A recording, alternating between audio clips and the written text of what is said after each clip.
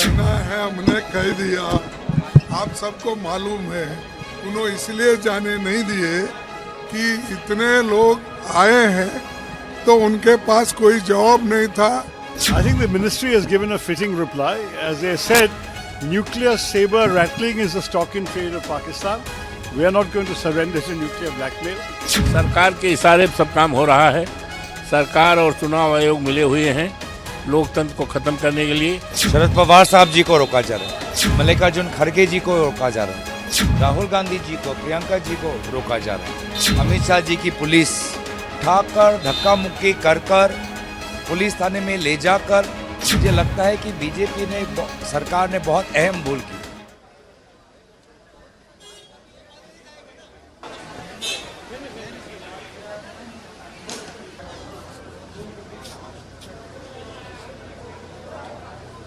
जो कहना है हमने कह दिया। आप सबको मालूम है, उन्होंने इसलिए जाने नहीं दिए कि इतने लोग आए हैं तो उनके पास कोई जवाब नहीं था वहाँ पर बुलाने के लिए।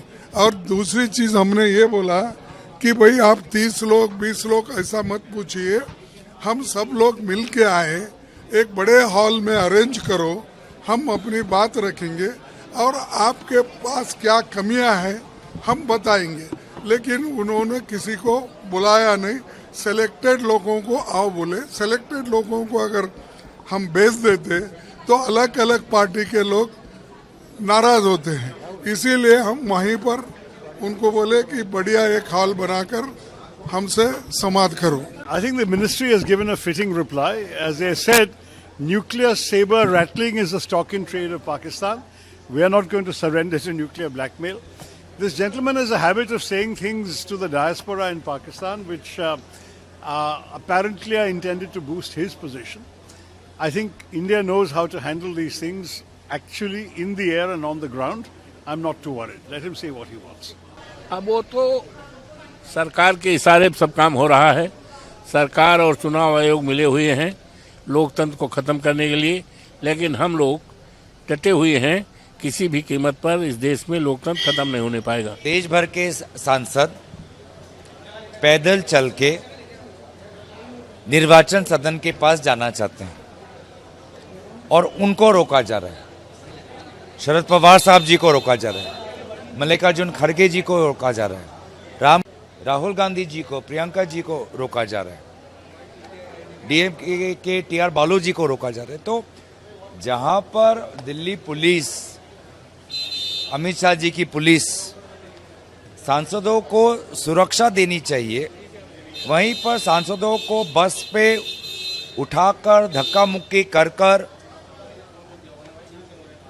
पुलिस थाने में ले जाकर इस प्रकार का जो माहौल दिखा रही है, आज मुझे लगता है कि बीजेपी ने, सरकार ने बहुत अहम भूल की।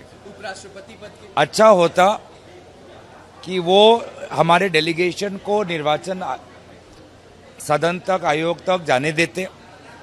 अच्छा होता कि डेलीगेशन अपनी बात रखती। अच्छा होता कि केंद्रीय निर्वाचन आयोग हमारे जो मेमोरेंडम है, हमारे जो पॉइंट्स है जो उठा रहे, उसका उत्तर देते, तो सब दूध का दूध पानी का पानी हो जाता। लेकिन आपने वो नहीं किया। ना आपने हमारी बात सुनी, ना आपने मेमोरेंडम लिया, ना आज तक अपने तरफ से कोई स्पष्टीकरण दिया। इस प्रकार से जो आपने ये काम किए हैं, इससे बीजेपी ने अपने ही पैरों पे कुल्हाड़ी मारी। राहुल गांधी जी ने सबूत दिया है, विरोधी दल के नेता होने के मुताबिक उन्होंने सबूत दिया है। उस सबूत को तो वो नकारनी है, सबूत को नकारे, बोले कि 1 लाख फर्जी नहीं है, 1 लाख जेन्युइन है, दिखा दे। लेकिन आज आप देख रहे होंगे कि राहुल गांधी जी के उस प्रेस वार्तालाप के बाद पूरे देश में जन जागरण हुआ है। लोग सतर्क हो गए, लोग खुद अब इलेक्शन आयोग के वेबसाइट पे जा रहे हैं। अब डर के इलेक्शन आयोग धीरे धीरे अपने वेबसाइट भी अपने वो बंद करने की कोशिश करिए, पेजेस हटाने की कोशिश करिए। तो आज राहुल गांधी जी ने जनहित में काम किया है, नागरिकों को सतर्क करने में एक बहुत अहम योगदान उन्होंने। डिनर में ऐसे ही सब सांसद आपस में ही बातचीत कर रहे थे हल्के फुल्के मूड में, क्योंकि दिन में चूंकि बहुत संघर्ष रहा और प्रोटेस्ट के लिए गए थे हम लोग सब लोग, और उसमें आपने देखा कि किस तरह से बैरिकेड लगाकर सांसदों को रोका गया इलेक्शन कमीशन के ऑफिस में जाने से।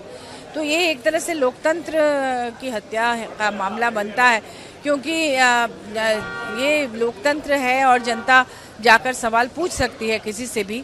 राहुल जी ने जिस तरह से पावर पॉइंट प्रेजेंटेशन के माध्यम से उस दिन दिखाया था सबको कि चुनाव आयोग के ही डॉक्यूमेंट्स को दिखाते हुए कि बहुत सारी गड़बड़ियां उन्होंने दिखाई, तो अगर देश जानना चाहता है गड़बड़ियों के बारे में तो ये कौन सी गलत बात है।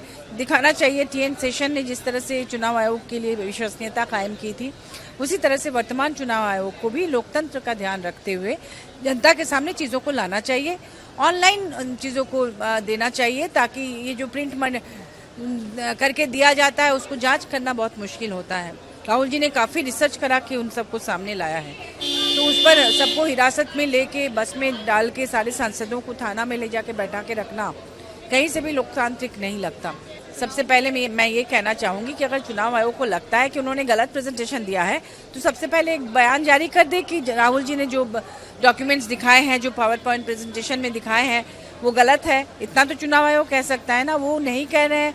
उनको पता है कि अगर वो शपथ पत्र दायर करेंगे उसमें काफ़ी लंबा समय लगेगा और ये चुनाव का जो माहौल है वो ख़त्म हो जाएगा।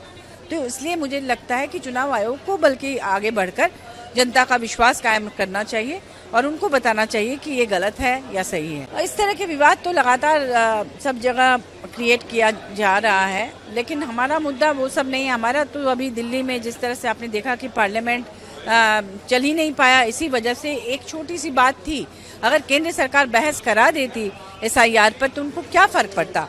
ऑपरेशन सिंदूर पर जब मांग हुई तो शुरू में उन्होंने एक हफ्ता बर्बाद किया, फिर उन्होंने माना कि हाँ हम इस पर बहस कराएंगे। वही मैं कहना चाह रही हूँ कि SIR पर अगर पहले ही बहस करा देते, दोनों पक्ष की बातें सुन लेते तो सरकार को क्या बिगड़ जाता। अनावश्यक रूप से पार्लियामेंट का समय बर्बाद हुआ। सारे सांसद तैयारी से आते हैं दूसरे राज्यों से, लेकिन उनको भी बोलने का मौका नहीं मिला। तो ये केंद्र सरकार भी नहीं चाहती है कि हाउस चले, ऐसा लगता है उनके व्यवहार से। राष्ट्रपति चुनाव बने